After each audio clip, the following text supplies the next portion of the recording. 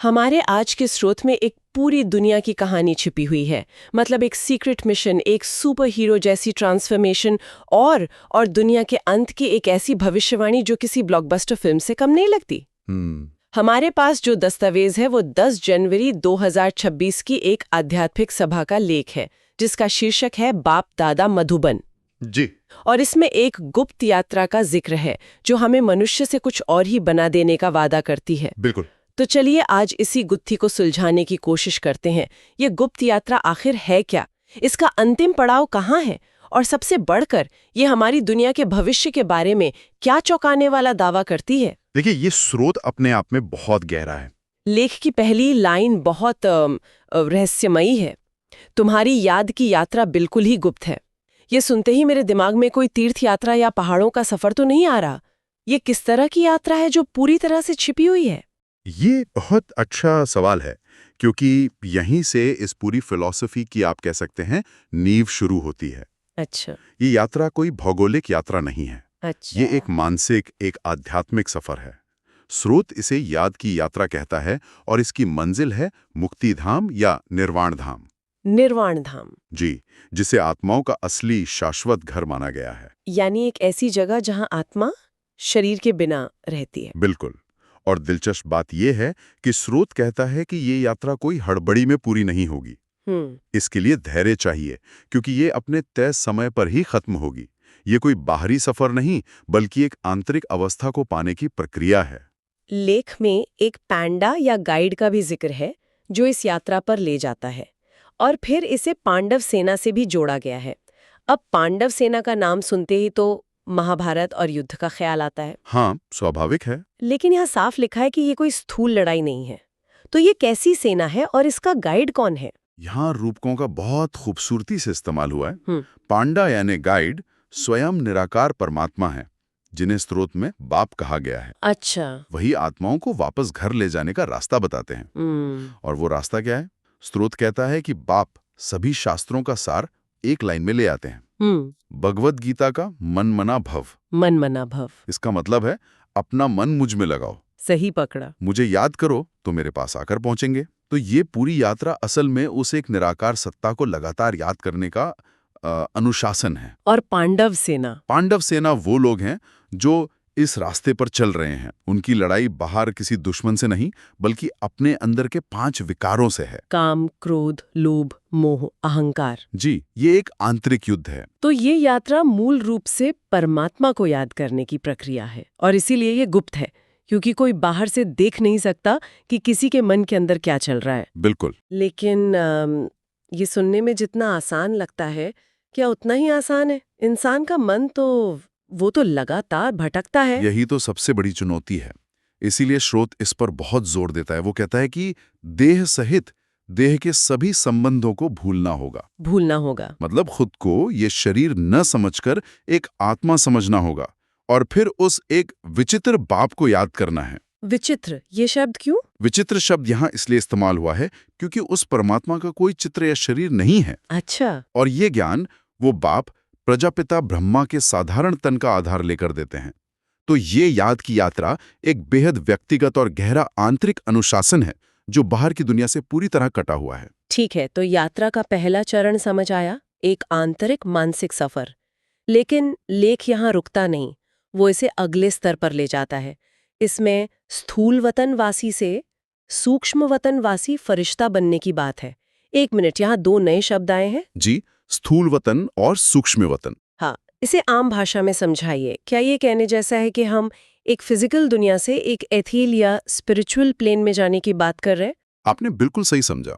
स्थूल वतन यानी ये हमारी 5 तत्वों से बनी दुनिया, जिसे हम देख सकते हैं, छू सकते हैं। और सूक्ष्म वतन प्रकाश की दुनिया है, फरिश्तों की दुनिया, जो हमारी भौतिक आंखों से परे है।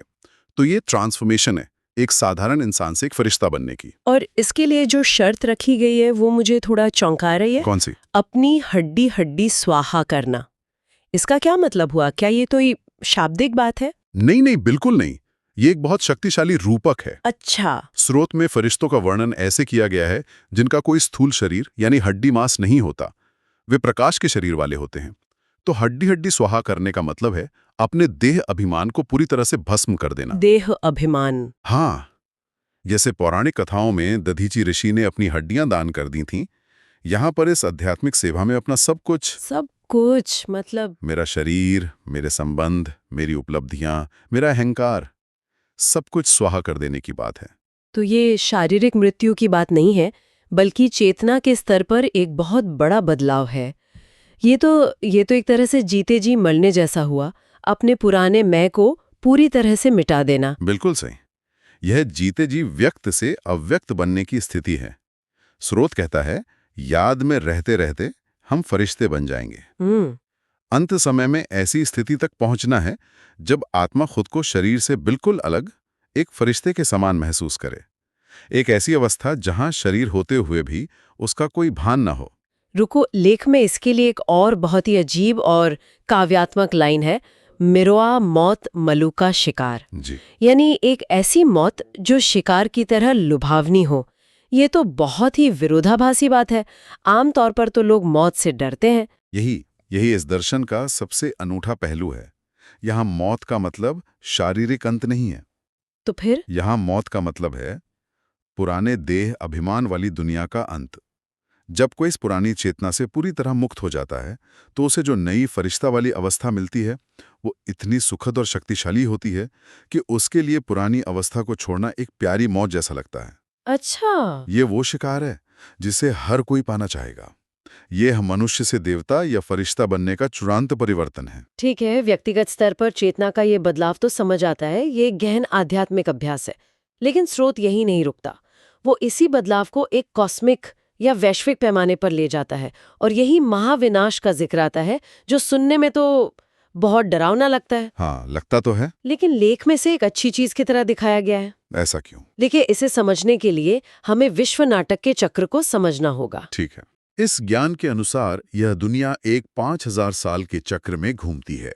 यह सतयुग यानी स्वर्ग से शुरू होती है, फिर त्रेता द्वापर से गुजरकर कलयुग यानी नर्क पर खत्म होती है। लेख के अनुसार अभी हम कलयुग के बिल्कुल अंत में हैं और ये दुनिया पतित और दुखधाम बन चुकी है। अच्छा, तो महाविनाश किसी नई चीज का विनाश नहीं है, बल्कि इसी पुरानी पतित दुखी दुनिया का अंत है। तो ये विनाश एक तरह से नई दुनिया के लिए रास्ता साफ करना है। जैसे एक पुरानी जर्जर इमारत को गिराकर उसकी जगह एक नया खूबसूरत महल बनाना। एकदम सही एनालॉजी है। महाविनाश इसी पुरानी दुनिया का होगा ताकि एक नई पावन दुनिया यानी स्वर्ग की स्थापना हो सके। स्रोत में महाभारत के अर्जुन का भी उदाहरण दिया गया है, जिन्हें युद्ध से पहले ही विनाश का साक्षात्कार हो गया था। इसी तरह यह बताया गया है कि जिन्हें यह ज्ञान मिलता है उन्हें विनाश और नई दुनिया की स्थापना दोनों का साक्षात्कार हो जाता है। एक मिनट, यहाँ मुझे थोड़ा रुकना होगा। एक बाहरी व्यक्ति के लिए ये सुनना कि विनाश पर खुश होना चाहिए थोड़ा चौंकाने वाला हो सकता है। जी, मैं समझ सकता हूँ। क्या स्रोत इस बात पर कोई सफाई देता है कि ये सोच स्वार्थी क्यों नहीं है, जबकि करोड़ों अरबों लोग मारे जाएंगे? ये एक बहुत जरूरी सवाल है और स्रोत इसका जवाब इस तरह देता है कि दुनिया के लोग ही भगवान को पतित पावन कहकर पुकारते हैं, है ना? हाँ, मतलब हे प्रभु, आकर हमें पतितों से पावन बनाओ। बिल्कुल। तो जब वो पावन बनाने वाला आएगा तो वो इस पतित दुनिया को तो खत्म करेगा ही। अच्छा, ये विनाश उसी पुकार का नतीजा है।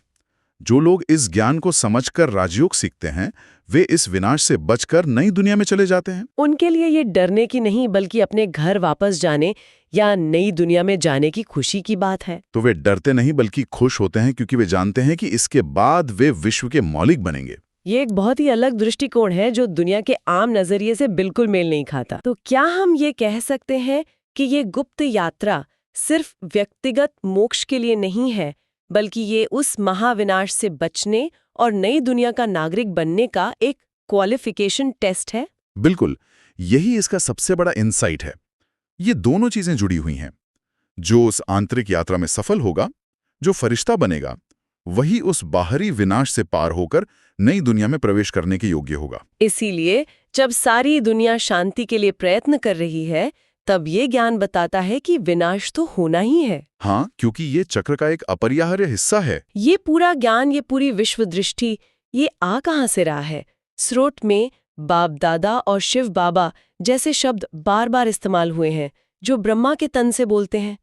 इस संरचना को थोड़ा और साफ करें, क्योंकि ये थोड़ी जटिल लगती है। हाँ, इसे समझना जरूरी है।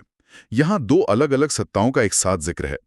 शिव बाबा निराकार परमपिता परमात्मा हैं, जिन्हें आत्माओं का पिता होने के कारण बाप कहा गया है। ठीक है। स्रोत के अनुसार वे सृष्टि पर अवतरित होते हैं और प्रजापिता ब्रह्मा के साधारण वृद्ध तन का आधार लेकर ये ज्ञान सुनाते हैं। अच्छा। तो जब निराकार शिव और साधार ब्रह्मा दोनों साथ होते हैं तो उन्हें मिलाकर बाप दादा कहा जाता है। और दादा? दादा इसलिए क्योंकि वो ब्रह्मा यानी हम आत्माओं के पिता के भी बाप हुए।